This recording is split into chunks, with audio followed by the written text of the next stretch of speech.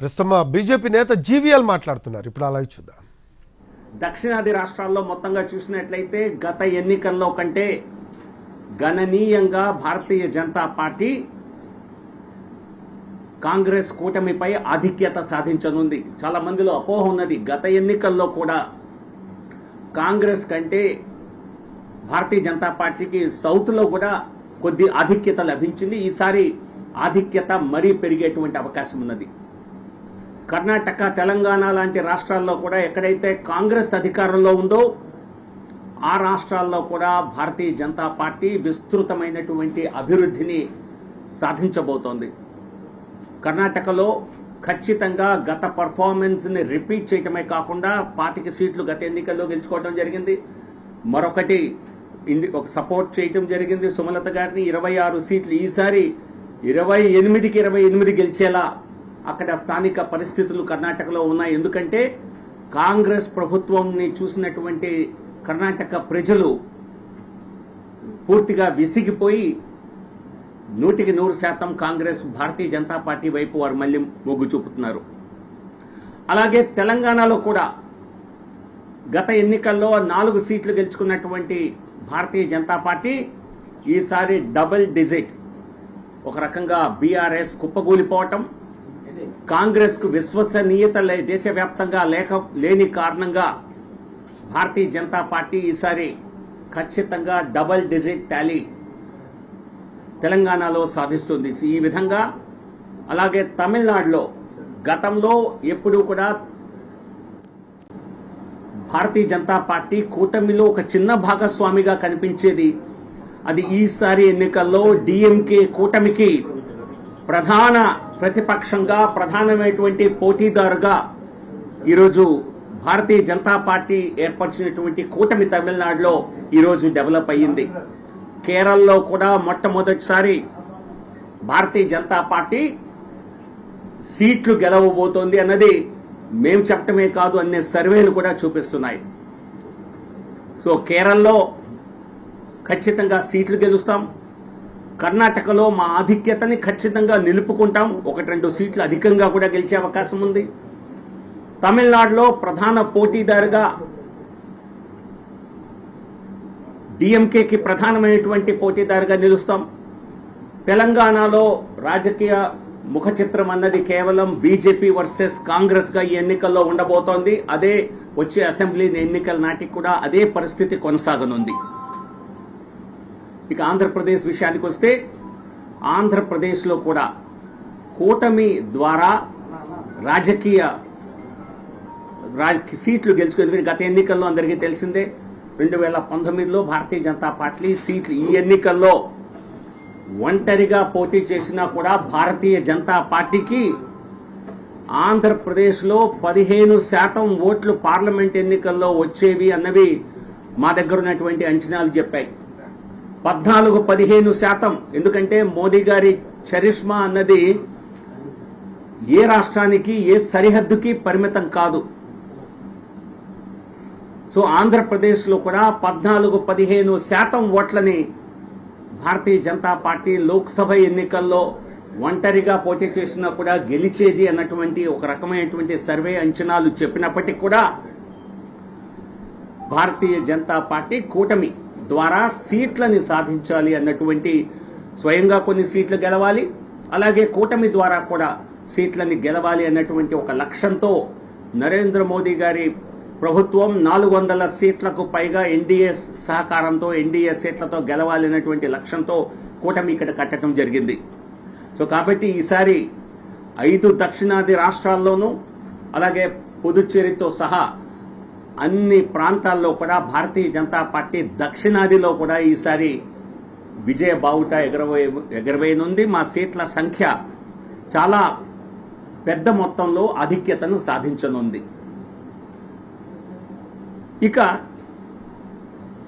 రాజకీయాల విషయానికి వస్తే ముఖ్యంగా దక్షిణాది రాష్ట్రాల్లో, ఇది ఉత్తరాది రాష్ట్రాల్లో నేను ఎక్కడా చూడలేదు, ముఖ్యంగా దక్షిణాది రాష్ట్రాల్లో ధన ప్రభావం ఎన్నికల్లో రాజకీయాలను శాసించే స్థాయికి చేరింది. కొత్తగా చేరటం కాదు, ఇది మనం 10 సంవత్సరాలుగా చూస్తున్నటువంటి ఒక ట్రెండ్ ఇది. దీన్ని ఖచ్చితంగా ప్రజాస్వామ్యం మీద గౌరవం ఉన్న ప్రతి ఒక్కరూ, నమ్మకం ఉన్న ప్రతి ఒక్కరూ చింతించవలసిన విషయం. పార్టీలకు అతీతంగా దేశ ఆర్థిక మంత్రి స్వయంగా నేను ఎన్నికలు పోటీ చేసే ఆర్థిక స్తోమత నాకు లేదు అన్నారంటే అది ఎంత నిగూఢమైనటువంటి కామెంటో అర్థం చేసుకోవచ్చు. ఉత్తరాదిలో ఈ పరిస్థితి లేదు. ఎలక్షన్ కమిషన్ పెట్టినటువంటి నిబంధనలకు అనుగుణంగా అనేక రాష్ట్రాల్లో ఈ రోజుకి ఎన్నికలు జరుగుతున్నాయి. 95 లక్షలు మరి లిమిట్ పెడితే 95 లక్షల కంటే తక్కువ ఖర్చు పెట్టిన అనేక అంశాలు అనేక రాష్ట్రాల్లో చూస్తున్నాం. ఒక రకంగా పేదరికం ఉన్న రాష్ట్రాల్లో మరి ధన ఆశ చూపించి ఎవరైనా ఎన్నికలు గెలుస్తారేమో అనుకుంటారు. కానీ నిజంగా పేదరికంలో ఉన్న రాష్ట్రంలో ఎన్నికలు నిజాయితీగా జరుగుతున్నాయి. ఆర్థిక పరంగా బలంగా ఉన్నటువంటి రాష్ట్రాల్లో డబ్బు రాజకీయాలను శాసించే విధంగా తయారైంది. దీన్ని ఖచ్చితంగా ఇది చాలా బాధాకరమైనటువంటి పరిణామం. సో దీన్ని ఎలక్షన్ కమిషన్ ద్వారా వారు చేయవలసినటువంటి చర్యలు చేస్తూనే ఉన్నారు. అన్ని ఎన్నికల్లో సీజ్ చేయటం, కానీ పట్టుకున్నటువంటి ధనం ఏదైతే ఉందో అందరికీ తెలిసిందే. అది ఇక్కడ ఖర్చు పెట్టే దానిలో 10వ వంతు 100వ వంతు కూడా ఉండదు. సో ఈ ధన ప్రభావం రాజకీయాల్లో తగ్గించాలని చెప్పి ఒక క్యాంపెయిన్ కూడా చేయవలసిన అవసరం ఉన్నది. సమాజం నుంచి కూడా ఇటువంటి ఒక డిమాండ్ రావాల్సిన అవసరం ఉన్నది. మీడియా నుంచి కూడా నా నివేదన, ప్రజల్ని డబ్బు ద్వారా రాజకీయాలని ఎవరిని కూడా ప్రభావితం చేయకుండా చూడాలని చెప్పి ప్రజల్ని కూడా కోరాలని చెప్పి రాజకీయ పార్టీలపై, క్యాండిడేట్స్ పై నిఘా పెంచాలని చెప్పి నేనైతే అభ్యర్థిస్తాను. ఎందుకంటే లేకపోతే మన భవిష్యత్తు నిజంగా చాలా ఇబ్బందికర పరిణామంగా కానుంది. మరోవైపు అభివృద్ధి ఎలక్షన్ ఎజెండా కావాలి. అభివృద్ధి ఇక్కడ ముఖ్యంగా నేను విశాఖపట్నంలో గత 3 సంవత్సరాలుగా మీ అందరికీ తెలిసిందే ఇక్కడ అభివృద్ధి కోసం విశేషమైనటువంటి కృషి చేయటం జరిగింది. ప్రతి ఒక్క స్థానిక సమస్య పైన దాన్ని పరిష్కరించే విధంగా తీవ్రమైనటువంటి ప్రయత్నాలు చేయటం జరిగింది. విశాఖపట్నం స్టీల్ ప్లాంట్ గురించి అనేక సందర్భాల్లో పార్లమెంటులో మాట్లాడినటువంటి ఏకైక ఎంపీని నేనే. మా ప్రభుత్వాన్ని కూడా కేంద్రానికి అన్ని విధాలా సహకారం అందించాలని మంత్రుల్ని కలిసి పార్లమెంట్లో మాట్లాడిన వాడిని నేనే. ఈరోజు ఉదయం కూడా సిఎండి స్టీల్ ప్లాంట్ సిఎండి గారితో కలిసి ఏ విధంగా స్టీల్ ప్లాంట్ని భవిష్యత్తులో మరి లాభాల బారిన పట్టే విధంగా చేయొచ్చో మాట్లాడటం జరిగింది. దాదాపుగా ప్రతి 15 రోజులకు ఒకసారి స్టీల్ ప్లాంట్ మంత్రి గారితో కానీ, స్టీల్ మంత్రితో కానీ, స్టీల్ సెక్రటరీతో కానీ, స్టీల్ సిఎండితో కానీ మాట్లాడుతూ తరచూ ఈ సమస్యల్ని నా వ్యక్తిగత సమస్యలుగా, నాకేం స్టీల్ ప్లాంట్లో నాకు తెలిసిన వారు కూడా ఎవరు పనిచేయటం లేదు. సో కాబట్టి అటువంటి పబ్లిక్ స్పిరిటెడ్ యాక్టివిటీ ఇక్కడ రాజకీయాలు జరుగుతున్నాయా? సో నేను ముందే చెప్పాను, జీవీఎల్ ఫర్ వైజాగ్ అనేది అది పనిచేశాను, అది నా కమిట్మెంట్. ఇది ఎన్నికలకు పరిమితం కాదు. భవిష్యత్తులో కూడా విశాఖపట్నంలోనే ఉంటూ విశాఖ అభివృద్ధికి నా వంతు పూర్తి స్థాయి కృషి చేస్తానని చెప్పి నేను ఇప్పటికే చెప్పటం జరిగింది. దాని గురించి ఈరోజు రేపు అనేక మంది ఇక్కడి నుంచి భారతీయ జనతా పార్టీ టికెట్ పై పోటీ చేయనందుకు అనేక మంది శ్రేయోభిలాషులు, ఫ్రెండ్స్ వచ్చి ఫోన్లలోనే సంప్రదించడం జరిగింది. నన్ను చాలా మంది బాధ వ్యక్తం చేయటం జరిగింది. ఒకప్పుడు విశాఖపట్నం భారతీయ జనతా పార్టీకి కంచుకోట లాంటిది. అటువంటి సీట్ను మేము ఈసారి పోటీ చేయట్లేదని చెప్పి అనేక మంది బాధపడటం జరిగింది. సో వారందరితో కూడా మాట్లాడే ప్రయత్నం చేస్తా. రాజకీయాల్లో కూటమి కట్టాము. సో ఈ సీటు భారతీయ జనతా పార్టీ పోటీ చేయటం లేదు. కొంత కుటుంబ నేపథ్యం కారణంగా భారతీయ జనతా పార్టీకి ఇక్కడ పోటీ చేసే అవకాశం రాలేదు. అయినా commitment for Vizag, development of Vizag ఇది నిరంతర ప్రక్రియగానే చేస్తూ ఉండాలని చెప్పి, సో ఈ సందర్భంలో